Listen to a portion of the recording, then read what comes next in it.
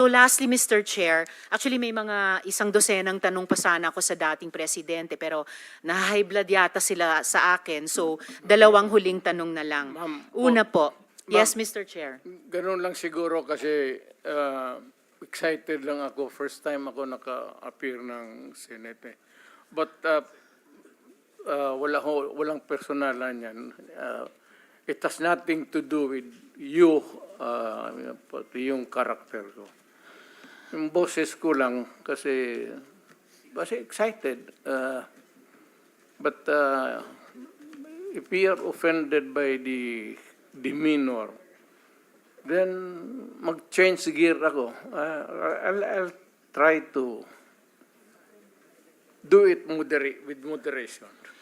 Salamat kaayo, Mr. Continue, ma'am. Chair. Continue. Salamat kaayo, Mr. Chair. At saka, Hindi, sadali, ma'am. Mr. Ganito, Chair. and I'm addressing lahat kayo. Taga-probinsya po ako. Hindi ninyo pwede akong masumo na paulit-ulit. Pag ginawa ninyo yan, isnabin ko kayo. Wala akong pera. I am not that rich na mag-travel dito sa aeroplano. Mahal yan. I am, bubuhay ako sa retirement pay ko. So, pati itong pamasahe ko, retirement pay ko yan. Wala akong negosyo ever since. Gobyerno lang ako. I have been an employee of government ever since. Kaya, I do not have my public life is open to everybody.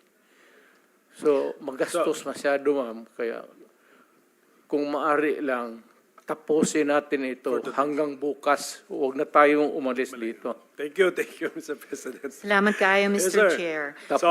Tapusin talaga natin ito. Tapusin natin ito dito ngayon. Huwag tayong umalis dito hanggang umaga.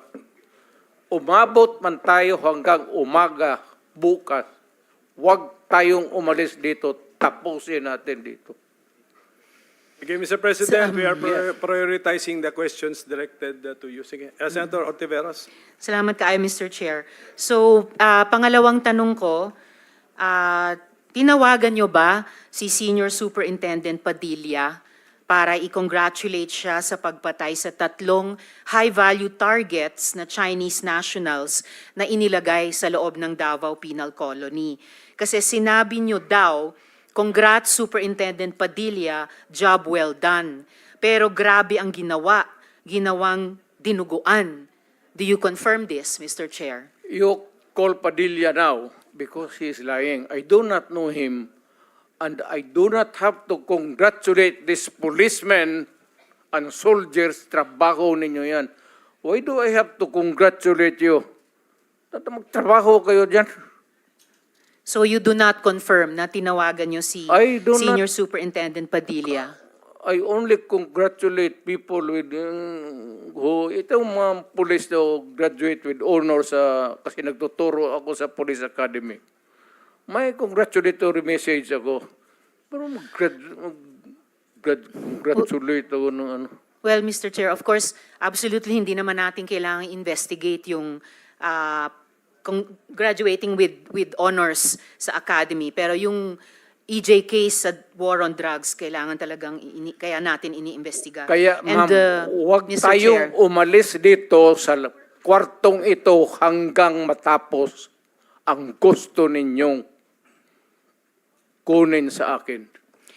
well, Mr. Chair, so yung huling tanong ko for today, for the record, Bakit ano po? tinawag Mr. ninyo Chair. ako dito tapos yan lang ang huli ninyong tanong?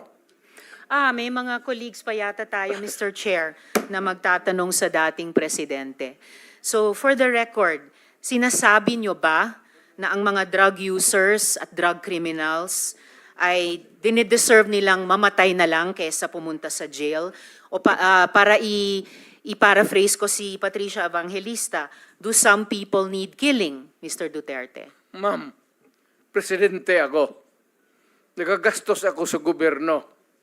Bakit ako magbubuhay sa mga putang inang yan? kung yung pera na ipapakain ko dyan sa preso, ibigay ko na lang doon sa mga tao dyan sa walang bigas. So mas okay Walang pong trabaho. patayin sila kesa Wala ipreso mo pakialam sila. dyan sa kriminal, ma'am. So thank you for Akong making that of record. pakialam sa kriminal kung saan silang impernong gusto nilang pumunta. Well, Mr. Eh, Chair, for the record, You make your own history in this planet. yes, Mr. Yun Chair. ang gusto nilang mangyari.